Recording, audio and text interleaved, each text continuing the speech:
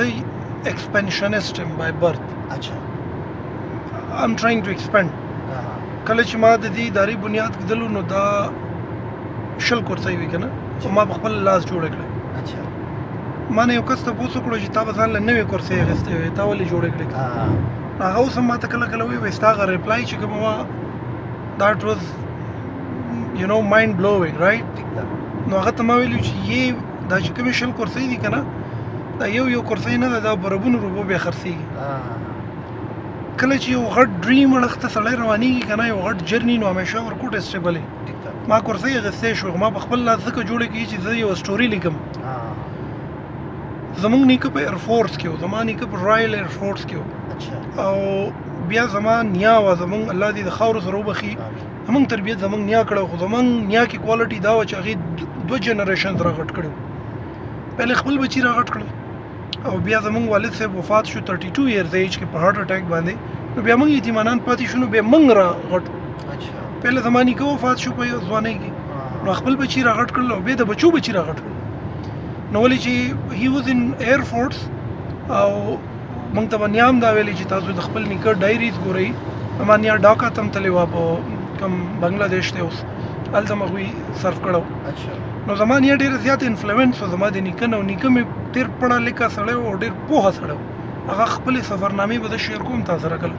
هغه په خپلو سفرنامو کې چې کوم شیدونه لیکل، نو هغه مې ویل، او بیا ریډینګ اینډ ریډینګ اینډ ریډینګ یو عادت ما سره شو. نو ما کې دننه یو مایند جوړ شو چې یار داسې یو کار وکړه چې هغه دې نه مخکې چا نه وي کړی. لکه زما نیچر دا دی چې زه هغه کار نه کوم چې چا کړی پهله. یس، چې دریافت وي په هغې کې، او د وخت تقاضې ته هم ګورم چې آیا دا د خلکو څه دی کې فیض راتلی شي.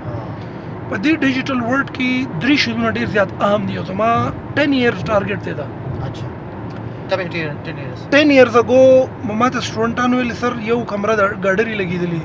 ماں بتائی تو لے بچہ ایک ٹائم آ جائے گا کہ یہی گارڈر اور یہی کرسیاں ٹرن کرے گی خود کو ایک بڑے درسگاہ کی صورت میں. هغه وکړل الله تعالی. وایي زه نور موټیویټ کړم چې اگر داسې کیدی شي نو داسې هم کیدی شي. ما سره چې څونه سټاف دی دې ټایم کې تقریبا 100+ سټاف دی. حیران کن خبره دا ده چې دې کې 90% سټاف چې کوم دی دا زما خپل ټرین دي، دا بار نه دي راغلي. او زه په خپل هر میټینګ کې او په هر ټریننګ کې دوی ته یو خبره کوم چې یو آر ا پارټ اف ا ډریم. دا داسې یو ډریم دی چې موږ 100 انسټیټیوشنز پلان کړي دي. 100 انسټیټیوشنز. زموږ فوکس بلوچستان، پښتونخوا، افغانستان، ازبکستان، تاجکستان، کرغزستان، سینټرل ایشیا، اسپیسیفکلی پښتونخوا ان بلوچستان. 100 انسٹیٹیوشنز پہ جوڑو. ہر ڈویژن کی، ہر ڈسٹرکٹ کے یو انسٹیٹیوشن جوڑو. اینڈ ویل ورک آن کمیونیکیشن اسکلز which connect people to the global community, which is English. Second, computer science foundation chikam basic, and the technology. And the third is professionalism. So the study of technology, English and professionalism. دا زما او زما د ټیم 10 ایئرز پلان دی.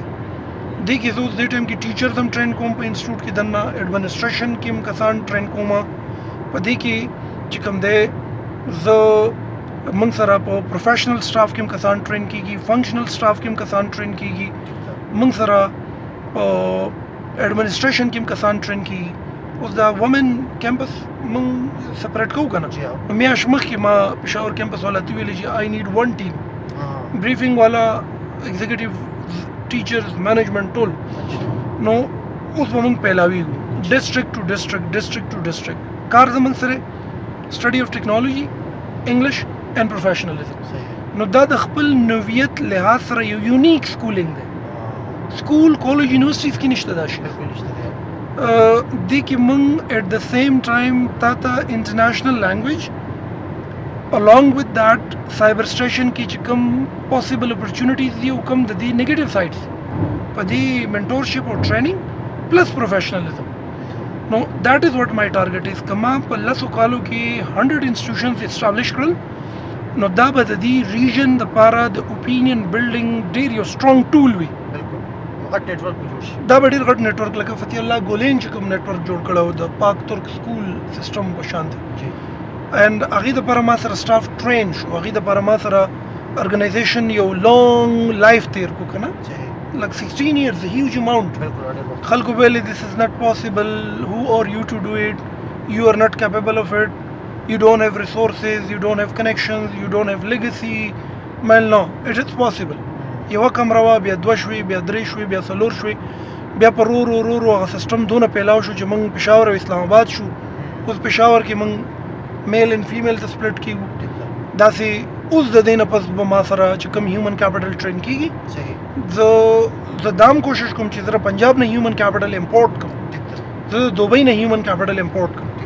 اسلام آباد کې لکه ډېر ټاپ کلاس هیومن ټیلنټ پروت دی، که زه دا ټیلنټ هلته نه امپورټ کوم او پښتونخوا او بلوچستان اینډ فار بیانډ د بارډر زه دا ایکسپورټ کوم او دلته پې د خلکو ژوند کې یو مثبت اثر راشي او دلته خلک لرنینګ وکړي، آی تھنک چې دا به د دې سینچري یو یونیک دغه یو یونیک ډایمنشن به یو یونیک ډسکوري به او یو یونیک امپیکټ به لکه سکولز هم ښه ډېر دي، کالجز هم ښه ډېر دي، یونیورسټیز هم ښه ډېر دي، خو دا زموږ چې کوم سیسټم دی دس از یونیک. This is what I want to import human capital from other countries and bring it here اور بیا دا د دې د خلکو پلانینګ او تربیت وکړي او ټریننګ وکړي او دوی د دنیا سره جوړاو کړي، دوی سره چې کوم مسایل دي هغه ایډریس کړي او دوی هیلتي اکټیویټیز کې انګیج کړي. نو که دا ما وکړی شول نو زه دا ویلی شم چې یس ما آی ریلی میډ د ډفرنس، ما څه وکړل د دې خاورې دپاره او د دې ملک دپاره.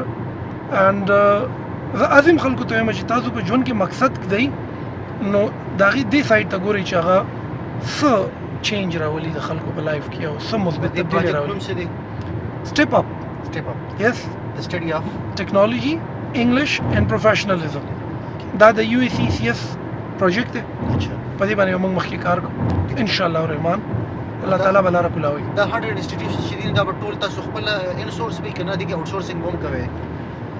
فار د ټایم بینګ چې کوم زموږ کمیټي ده هغې کې مختلف رایې ده که نه. یو رای دا ده چې خپله ځمکه واخیستلی شي او په هغې باندې کسټمایز کنسټرکشن وشي او هغې کې بیا ریکروټمنټ او ډپلایمنټ وشي. خو زه نوټ کوم چې د دې سپیډ لږ سلو دی، نو که دې کې موږ فرنچایز ورکوو چاله نو فرنچایز هم ورکولی شو، لکه بلډینګ هم د بل چا، انویسټمنټ هم د بل چا. زه به د دوی سټاف ټرین کوم، مارکیټینګ به ولکوو پلس ډیټابیس به ولورکوو، څنګه چې دا نور نیټورکس ایجوکیشنل نیټورکس فرنچایز سکول چې کوم څونه هم دي.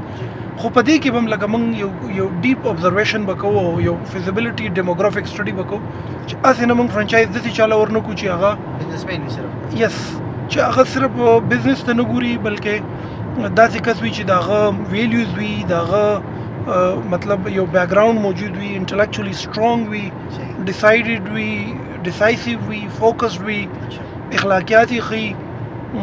لکه موږ خو ډېره خواري کړې د ادارې یو نوم هم جوړ کړی که نه، ادارې جوړول لګي به 100 years خو غورځولی